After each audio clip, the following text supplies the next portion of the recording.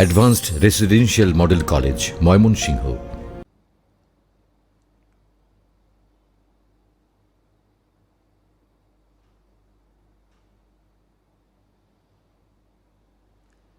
বিসমিল্লাহির রহমানির রহিম। পরম করুণাময় আল্লাহর নামে শুরু করছি। সুপ্রিয় শিক্ষার্থীবৃন্দ, আসসালামু আলাইকুম। আশা করি আল্লাহর রহমতে তোমরা সকলেই ভালো আছো পরিবারবর্গ নিয়ে। আজকে আমি আলোচনা করব জীববিজ্ঞান দ্বিতীয় পত্র এর নবম অধ্যায় মানব জীবনের ধারাবাহিকতা এর দ্বিতীয় অংশ আলোচনার শুরুতেই যে প্রশ্নটি আমি আলোচনা করব সেই প্রশ্নটি বোর্ডে লেখা আছে। আইভিএফ কি? আইভিএফ পদ্ধতিটি কেন গ্রহণ করবে? পদ্ধতিটি সুবিধা অসুবিধা সহ ব্যাখ্যা করো। আইভিএফ শব্দটা হয়তো আমরা অনেকেই পরিচিত না শব্দটার সাথে, কিন্তু আমরা টেস্ট টিউব বেবি বা টেস্ট টিউব পদ্ধতি এই শব্দটার সাথে অনেকেই পরিচিত। আইভিএফ পদ্ধতিটা হলো মূলত টেস্ট টিউব বেবি গ্রহণ করার পদ্ধতি। তো শুরুতে আমি আইভিএফ শব্দটার ব্যাখ্যা করছি। আইভিএফ একটা সংক্ষিপ্ত রূপ, এর পূর্ণ রূপ হলো ইন ভিট্রো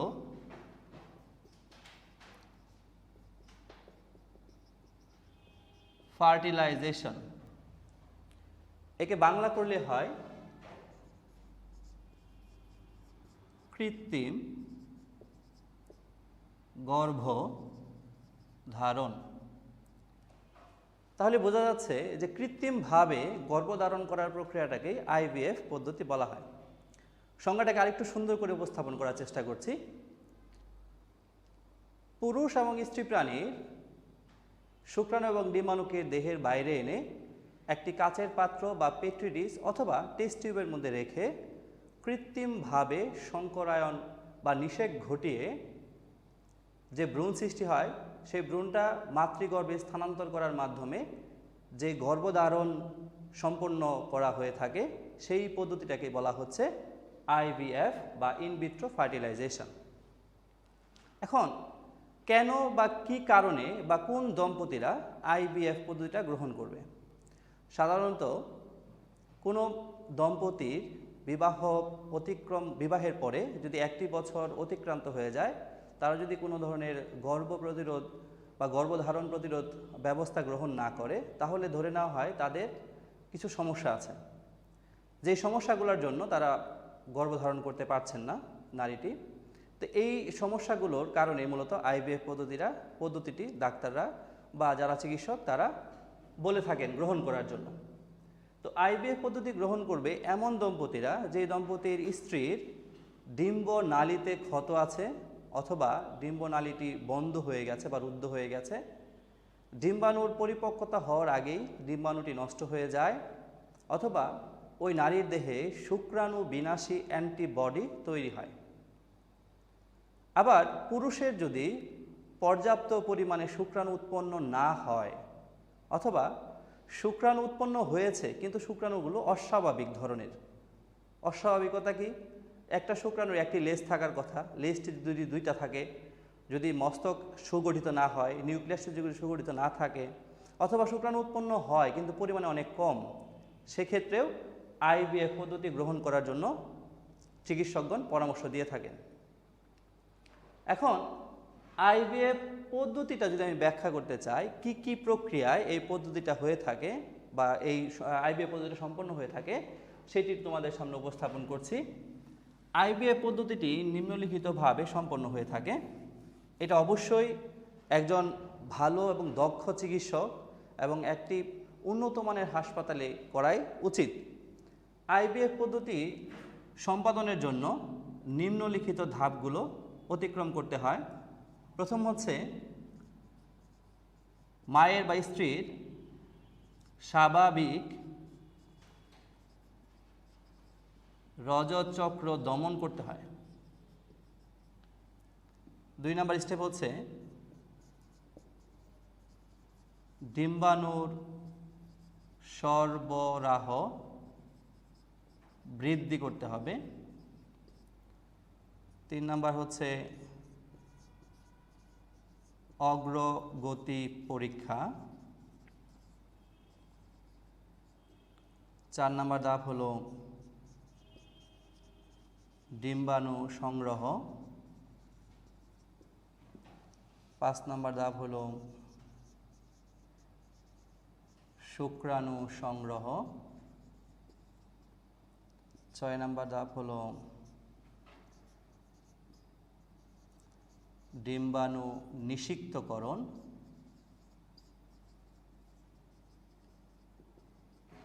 7 নম্বর ধাপ হলো ভ্রূণ স্থানান্তর। সুপ্রিয় শিক্ষার্থীবৃন্দ, তোমরা অবশ্যই লক্ষ্য করবে তোমাদের বইয়ে একটি চিত্র দেওয়া আছে, কিন্তু তোমাদের পরীক্ষায় যখন উত্তরটি লিখবে বা আনসার করবে তোমরা, তখন ওই চিত্রটা দেওয়ার কোনো প্রয়োজন নেই। তো আমরা এই 7টি ধাপ এখানে দেখলাম। এই 7টা ধাপের মাধ্যমে একজন দক্ষ চিকিৎসক একটি দম্পতি বাবা এবং মা হতে চায়, এমন দম্পতিদের বাবা মা হওয়ার যে আকাঙ্ক্ষা, সেই আকাঙ্ক্ষাটা পূর্ণ করতে পারেন। অবশ্যই আল্লাহ তাআলার মেহেরবান হতে হবে। তো প্রথম যে স্টেপ বা ধাপ, সেটা হচ্ছে স্বাভাবিক রজতচক্র দমন।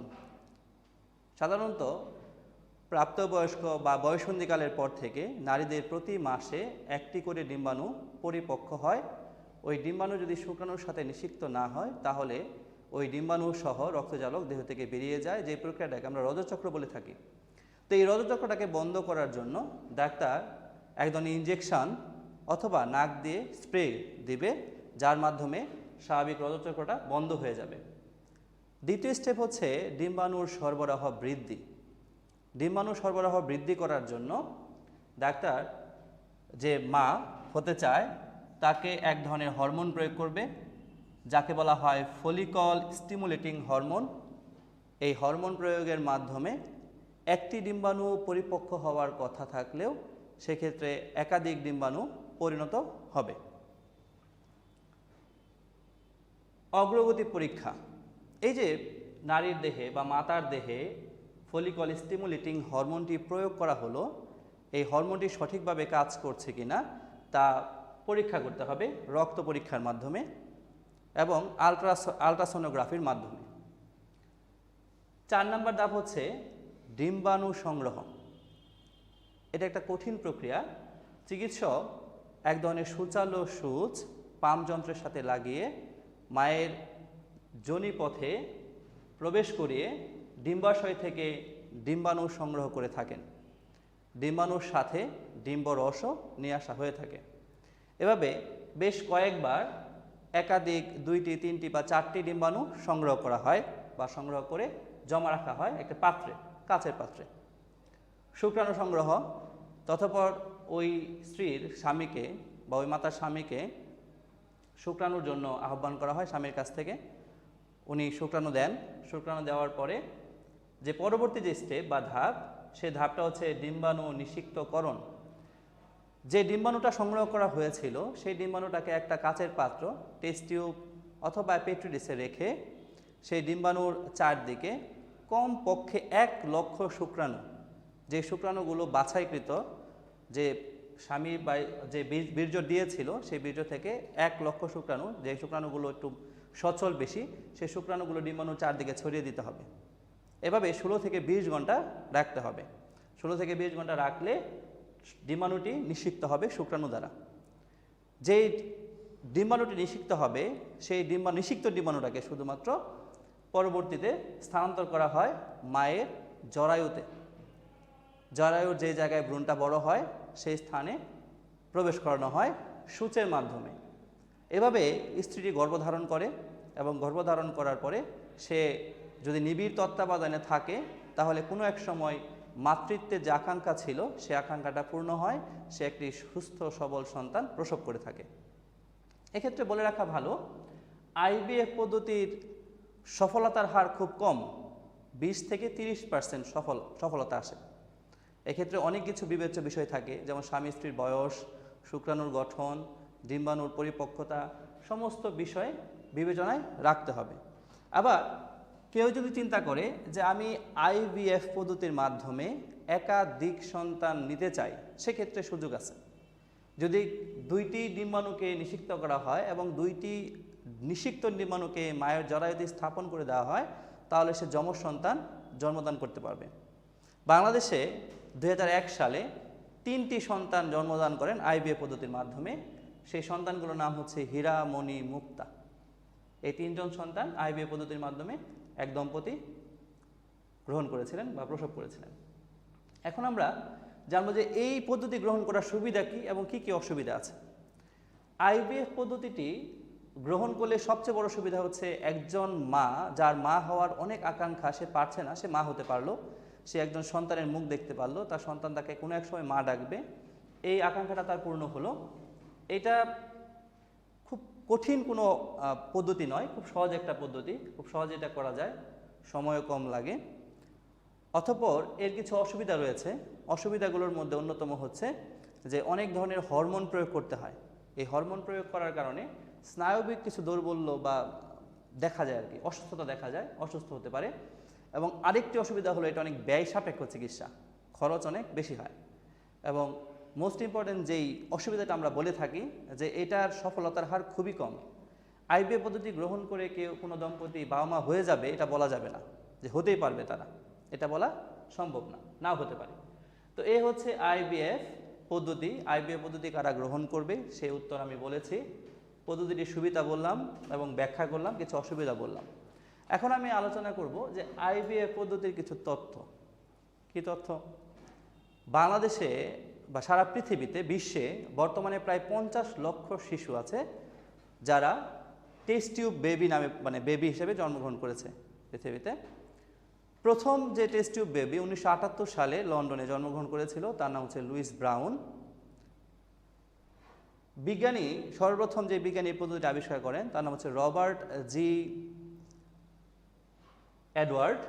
তিনি এটা আবিষ্কার করার জন্য তাকে 2010 সালে নোবেল প্রাইজ দেওয়া হয়েছিল বা তিনি নোবেল প্রাইজ পেয়েছিলেন। এ হচ্ছে সামগ্রিক আইভিএফ সম্পর্কে তথ্য। আশা করি তোমরা বুঝতে পেরেছ। আমি পরবর্তী প্রশ্নে চলে যাব। আমার পরবর্তী প্রশ্ন হচ্ছে যমজ সন্তান। তো যমজ সন্তান নিয়ে অনেকের হয়তো অনেক ধরনের চিন্তা আছে, অনেকে জানতে চায়, আগ্রহী হয় যে যমজ সন্তানটা কীভাবে হয়। তো এখানে একটু বলে রাখা উত্তম যে আমরা আইভিএফ যে পড়ালাম, এখানে অনেকে আমরা মনে করি যে আইভিএফ পদ্ধতিতে মনে হয় শিশুটা টেস্ট টিউবের মধ্যেই বড় হয়, যে কারণে আমরা টেস্ট টিউব বেবি তাকে নামে ডাকতেছি। আসলে তা না। এটা হয়ে থাকে সাধারণত নিষিক্ত ডিমটা বাইরে হয়, কাচের পাত্রে হয়, পরে ওই ডিমটাকে মায়ের গর্ভে স্থানান্তর করে দেওয়ার মাধ্যমে ওই দম্পতি গর্ভধারণ করতে পারে। অনেক সময় আবার দেখা যায় কোনো মা তার গর্ভের জরায়ুর সমস্যা থাকার কারণে বাচ্চাটি বড় হতে পারে না। সেই ক্ষেত্রে দম্পতি, স্বামী এবং স্ত্রী দুজনে মিলেই গর্ভ ভাড়া করতে পারে। অর্থাৎ এমন একজন মহিলাকে তারা বেছে নেবে যার গর্ভে বা যার জরায়ুতে ওই নিষিক্ত ডিম্বাণুটাকে স্থানান্তর করে ভূমিষ্ঠ হওয়ার আগ পর্যন্ত সন্তানটাকে ওই মায়ের গর্ভে রাখবে। ভূমিষ্ঠ হওয়ার পরে সন্তানটা তাদের হবে। যেহেতু শুক্রাণু ডিম্বাণু যারা দিয়েছে তাদের ডিএনএটাই থাকবে ওইখানে, তাই তারাই বাবা মা হবে প্রকৃত অর্থে। এটাকে বলা হয় সেরোগেট মাদার, আরেকজন মা বেছে নেওয়া। তো এখন আলোচনা করব যমজ সন্তান। তোমাদের বইয়ে সামান্য একটু ব্যাখ্যা দেওয়া আছে, আমি ওটাকে একটু আলোকপাত করতেছি। যমজ মানে জোড়া সন্তান। পৃথিবীতে এমন কোনো মানুষ নেই যে প্রাকৃতিকভাবে 2টি সন্তান জন্মদান করবে, বলতে পারবে যে আমি এবার সন্তান নেব, আমার 2টা সন্তান হবে, আমি সন্তান নেব, আমার 3টা সন্তান হবে। কেউই বলতে পারবে না, কোনোভাবেই সম্ভব না। একমাত্র আল্লাহ যদি চায় সেক্ষেত্রে সম্ভব হবে। যমজ সন্তান 2 ধরনের হয়ে থাকে। একটা হচ্ছে অভিন্ন যমজ, আর একটা হচ্ছে ভিন্ন যমজ। অভিন্ন যমজটা কি? অভিন্ন যমজ হচ্ছে দেখতে একই রকম হবে, 2টা সন্তান, ছেলে হোক বা মেয়ে হোক, 2টা একই রকম হবে। আর ভিন্ন যমজ হচ্ছে ছেলে হোক বা মেয়ে হোক, অথবা একটা ছেলে একটা মেয়ে হোক, দেখতে অন্যরকম হবে, আরেক রকম হবে। আর অভিন্ন যমজের ক্ষেত্রে একই রকম হবে, তাদের দেহের আকৃতি, তাদের গায়ের বর্ণ, তাদের ফেস কাটিং বা মুখের ধরন, গঠন সব একরকম হবে। তো যমজ, অভিন্ন এবং ভিন্ন কিভাবে হয়, কেন হয়? সাধারণত একটা শুক্রাণুর নিউক্লিয়াস যখন একটা ডিম্বাণুর নিউক্লিয়াসের ভেতরে প্রবেশ করে, তখন এটাকে আমরা বলি নিষেক প্রক্রিয়া। নিষেক প্রক্রিয়ার মাধ্যমে সৃষ্টি হয় জাইগোট। এই জাইগোটে যে কোষটা আছে, এই কোষটা যদি কোনো কারণে 2টি ভাগে ভাগ হয়ে যায়, বিভক্ত হয়ে যায়, তাহলে 2টা কোষ হয়ে যাবে, জাইগোটের কোষ হয়ে যাবে 2টা। পরবর্তী সময়ে এই একটা জাইগোটের দুইটা কোষ হওয়ার কারণে ওই মাতা দুইটি যমজ সন্তানের জন্মদান করবেন।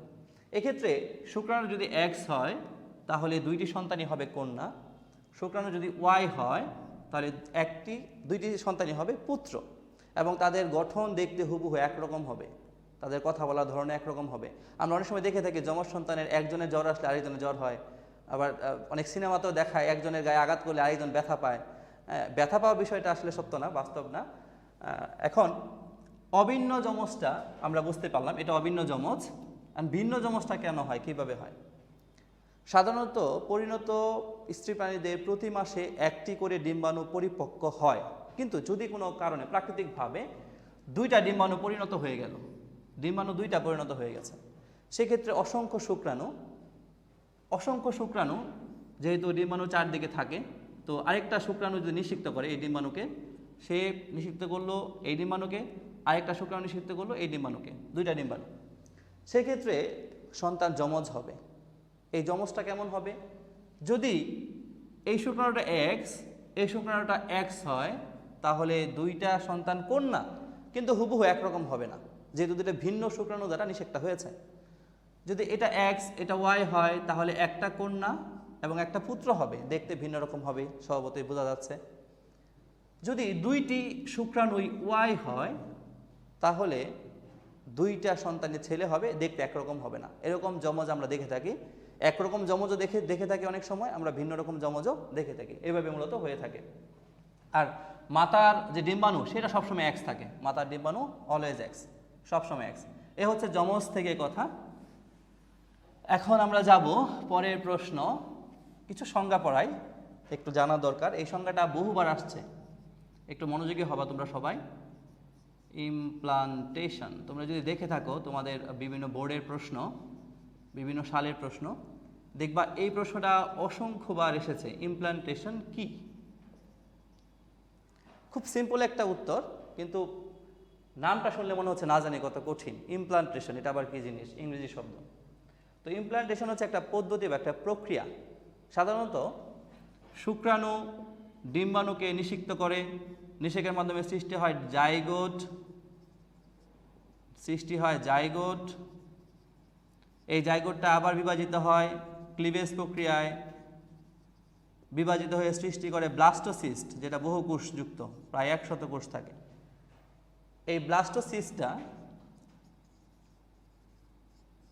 যখন তৈরি হয় তখন নিষেকের প্রায় 6 থেকে 9 দিন পরে, কতদিন? 6 থেকে 9 দিন এর মধ্যে ব্লাস্টোসিস্টটা মায়ের জরায়ুর একটা প্রাচীর আছে, যে প্রাচীরটার নাম হচ্ছে অ্যান্ড্রোমেট্রিয়াম। প্রাচীরটার নাম হচ্ছে অ্যান্ড্রোমেট্রিয়াম। এই অ্যান্ড্রোমেট্রিয়াম প্রাচীরে গিয়ে স্থাপিত হয়। তো নিষেকের ফলে সৃষ্ট জাইগোট ক্লিভেজ প্রক্রিয়ায় বিভাজিত হয়ে যে ব্লাস্টোসিস্ট তৈরি হয়, এই ব্লাস্টোসিস্টটি 6 থেকে 9 দিনের মধ্যে যদি জরায়ুর অ্যান্ড্রোমেট্রিয়ামে গিয়ে স্থাপিত হয়, তখন এই পদ্ধতিকে বলা হয় ইমপ্লান্টেশন। আমি আরেকবার বলতেছি, খুব ইম্পর্টেন্ট সংজ্ঞা, একটু বোঝার চেষ্টা করবে। শুক্রাণু ডিম্বাণু মিলনকে বলা হয় নিষেক, নিষেকের মাধ্যমে সৃষ্টি হয় জাইগোটি ক্লিভেজ প্রক্রিয়ায় সৃষ্টি করে ব্লাস্টোসিস্ট বহুকোষী। ব্লাস্টোসিস্টটা নিষেকের 6 থেকে 9 দিনের মধ্যে গিয়ে যদি মায়ের জরায়ুর অ্যান্ড্রোমেট্রিয়ামে গিয়ে স্থাপিত হয়, তখন তাকে বলা হয় ইমপ্লান্টেশন। পরের সংজ্ঞা হচ্ছে অমরা।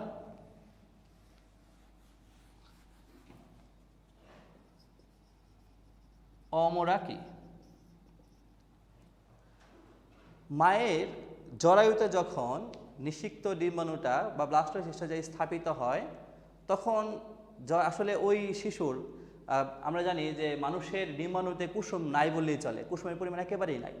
যেমন একটা মুরগি যখন ডিম পাড়তেছে, ডিম পাড়ার পরে ওই ডিমটাকে সে তা দিচ্ছে, আমরা জানি 21 দিন পরে বাচ্চা ফোটে, ঠিক একইভাবে হাঁস, কবুতর, সেই 21 দিন পর্যন্ত যে ভ্রূণটা ডিমের ভিতরে ছিল তার খাবার ছিল ডিমের কুসুম।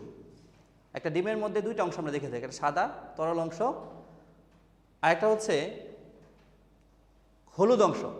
হলুদ অংশটা হচ্ছে মুরগির বাচ্চার খাবার, আর সাদা অংশটা হচ্ছে মুরগির বাচ্চা হয় সাদা অংশ থেকে। এটা আমরা হয়তো অনেকে জানি না। যে সাদা অংশটা থাকে সেটা হয় মুরগির বাচ্চা, এবং ওই বাচ্চাটা 21 দিন পর্যন্ত খোলসের ভিতরে থাকবে, ডিমের ভিতরে থাকবে। সে কী খাবে? তার খাওয়ার জন্য দিয়ে আল্লাহ তাআলা দিয়ে দিয়েছে কুসুম, হলুদ যে অংশটা, সেই হলুদ অংশটা খাওয়া শেষ হলে মুরগিটা বেরিয়ে আসে ডিম ফেটে। তো মায়ের ডিম্বাণুর মধ্যে বা মানুষের ডিম্বাণুর মধ্যে সাধারণত কুসুম থাকে না, তাই যখন ওই নিষিক্ত হওয়ার পরে ব্লাস্টোসিস্টটা জরায়ুতে স্থাপিত হয়, তখন জরায়ুর স্থাপিত হওয়ার পরে তার মায়ের দেহ থেকে তাকে খাবার নিতে হবে। তাই মাতৃ টিস্যু এবং ভ্রূণ টিস্যুর যে সংযোগস্থল, সেই সংযোগস্থলটাকে বলা হয় অমরা। অমরাকে মা ও সন্তানের সেতুবন্ধনও বলা হয়ে থাকে। এবং মায়ের দেহ থেকে নানান ধরনের পুষ্টি উপাদান, ঔষধ, বিভিন্ন ধরনের জীবাণু সে সন্তানের দেহে গিয়ে থাকে বা যায়। পরে আমরা জানব ফিটাস কি। ফিটাস হচ্ছে যখন জরায়ুর এন্ডোমেট্রিয়ামে গিয়ে ব্লাস্টোসিস্ট স্থাপিত হয় বা নিষেকের 8 সপ্তাহ, নিষেকের 8 সপ্তাহের মধ্যে বা 8 সপ্তাহ পরে ভ্রূণটা মোটামুটি মানুষের কাঠামো হয়, হাত হয়, পা হয়, চোখ হয়, নাক হয়, নানান ধরনের আকৃতি দেখা যায়। তখন ওই ভ্রূণটাকে বলা হয় ফিটাস। অর্থাৎ নিষেকের পর 8 সপ্তাহ বয়স হলে ভ্রূণটার নাম হয় ফিটাস। ঠিক তেমনিভাবে আমরা জরায়ু বলতে পারি। জরায়ু কি? জরায়ু হলো মায়ের যেই স্থানে গিয়ে ভ্রূণটা স্থাপিত হয় সেই স্থানটাকে বলা হয় জরায়ু। ওইখানে মূলত ভ্রূণটা বড় হয়ে থাকে। এখন একটি বড় প্রশ্ন আমরা পড়ব, যার নাম হচ্ছে রজত চক্র। রজত চক্র কি? পদ্ধতিটি ব্যাখ্যা করো। রজত চক্র হচ্ছে প্রাপ্তবয়স্ক একজন মহিলা বা মায়ের গড়ে 28 দিন অন্তর অন্তর, তার সারা যৌন জীবনে গড়ে 28 দিন অন্তর অন্তর জরায়ু থেকে রক্ত, মিউকাস, এন্ডোমেট্রিয়ামের ভগ্নাংশ এবং অনিষিক্ত ডিম্বাণু বের হয়ে যাওয়ার প্রক্রিয়া। তাহলে যে প্রক্রিয়ায় প্রাপ্তবয়স্ক মহিলার বা মায়ের যৌন জীবনের 28 দিন অন্তর অন্তর জরায়ু থেকে রক্ত, মিউকাস, এন্ডোমেট্রিয়ামের ভগ্নাংশ ও অনিষিক্ত ডিম্বাণু বের হয়ে যায়, তাকে বলা হয় রজত চক্র। রজত চক্র শুরু হলে সাধারণত একজন মেয়েকে সে মা হতে পারবে এটা বোঝা যায়, বা সে গর্ভধারণ করতে পারবে এটা বোঝা যায়। এখন রজত চক্রটা সম্পন্ন হয়ে থাকে 4টা ধাপে। প্রথম ধাপ, এর নাম হচ্ছে নিরাময় পর্ব। দ্বিতীয় ধাপের নাম হচ্ছে বৃদ্ধি পর্ব। তৃতীয় ধাপের নাম হচ্ছে প্রাক রজস্রাবীয় পর্ব।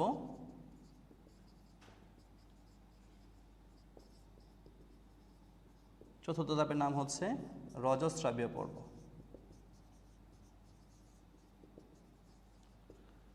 একটা চিত্র তোমরা দেখে থাকবে প্রায়। এই চিত্রটা দিয়ে মূলত উদ্দীপকটা আসে বিভিন্ন পরীক্ষায়। আমি তো সংক্ষিপ্ত করে আঁকার চেষ্টা করতেছি চিত্রটাকে, তোমরা একটু লক্ষ্য করো।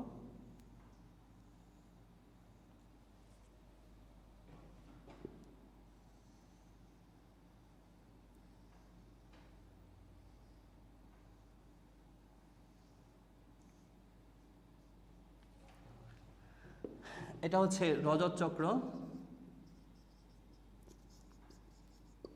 এটা হচ্ছে এন্ডোমেট্রিয়াম যেটা জরায়ুতে অবস্থিত।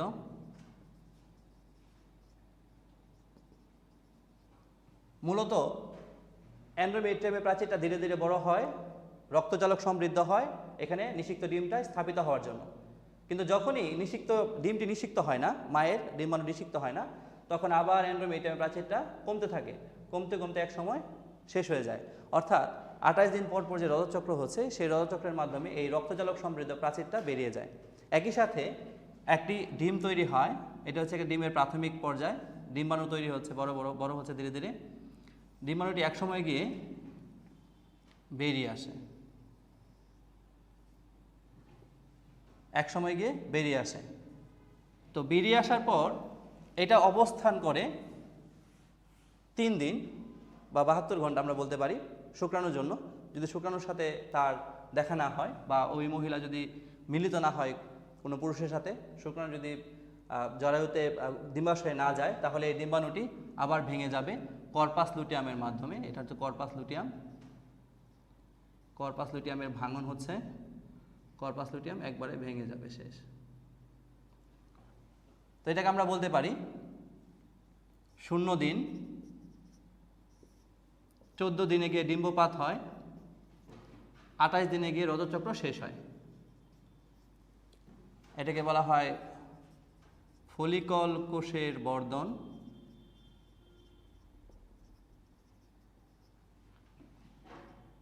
কর্পাস লুটিয়ামের ভাঙন, কর্পাস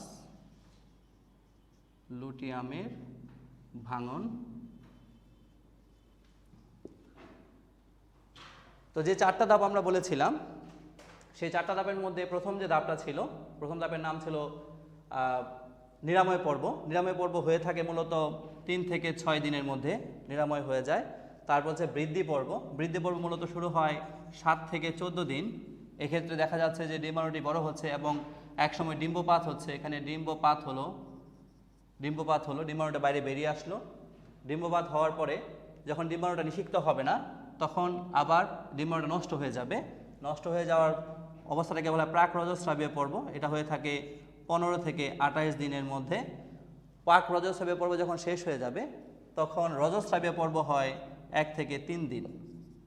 তাহলে প্রথম ধাপটা হয় 3 থেকে 6 দিন, দ্বিতীয় ধাপ হয় 7 থেকে 14 দিন, তৃতীয় ধাপ হয় 15 থেকে 28 দিন, চতুর্থ ধাপ হয় 1 থেকে 3 দিন। এর মাধ্যমে রজচক্রটা শেষ হয়ে যায়।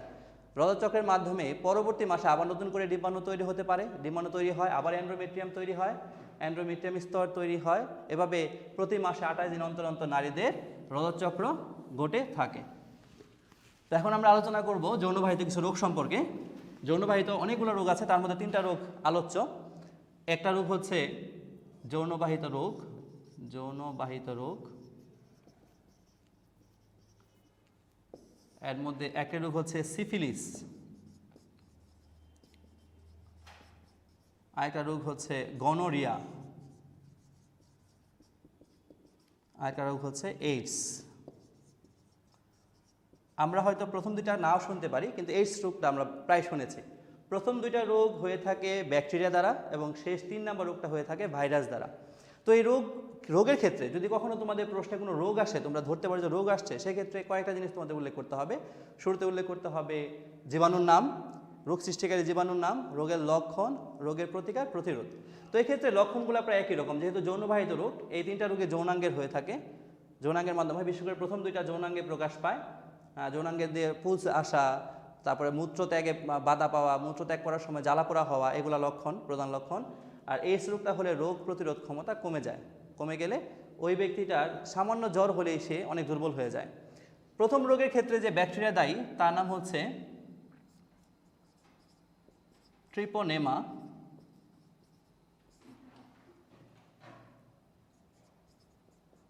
প্যালিডাম।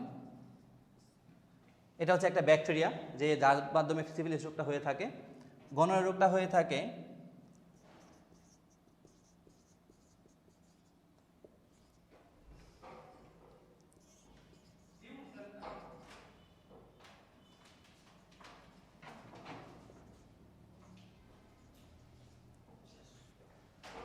নেসেরিয়া গনোরি নামক ব্যাকটেরিয়া দ্বারা। আর তৃতীয় রোগটা হয়ে থাকে হিউম্যান ইমিউনো ডিফিসিয়েন্সি ভাইরাস দ্বারা। 3টা রোগের ক্ষেত্রে প্রতিকার যদি আমরা জানতে চাই, রোগ হয়ে গেলে প্রথম 2টার ক্ষেত্রে প্রতিকার মানে হচ্ছে চিকিৎসা। কি চিকিৎসা গ্রহণ করবে?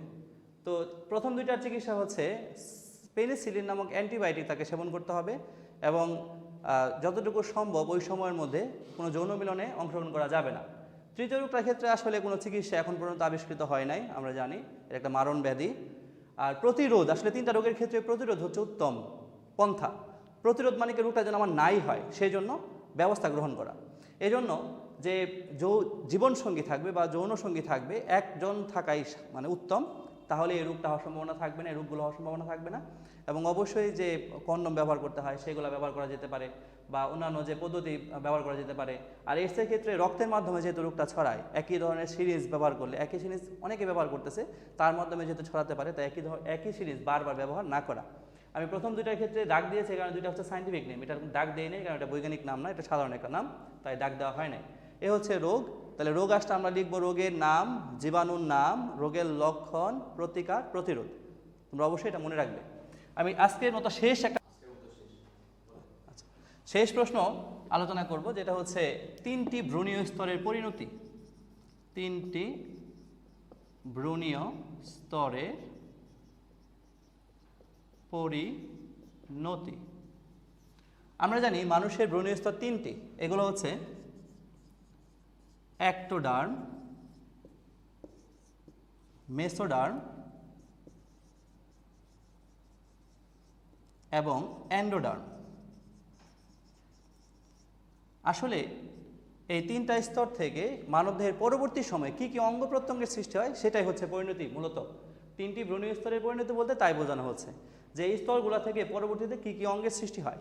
যেমন প্রথম যে স্তর অ্যাক্টোডার্ম থেকে তৈরি হচ্ছে মানুষের ত্বকের এপিডার্মাল অংশ। এপিডার্মাল অংশ, এর মধ্যে অনেক ধরনের অংশ রয়েছে। এছাড়া রয়েছে চুল, নখ, লোম,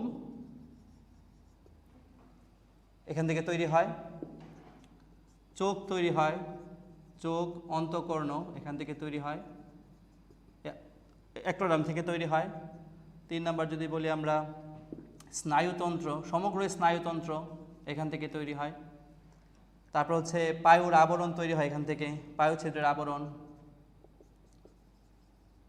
পায়ুর আবরণ।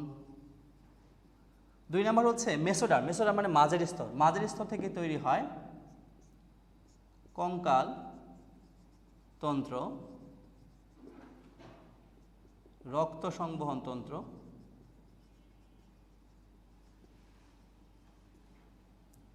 পেশিতন্ত্র,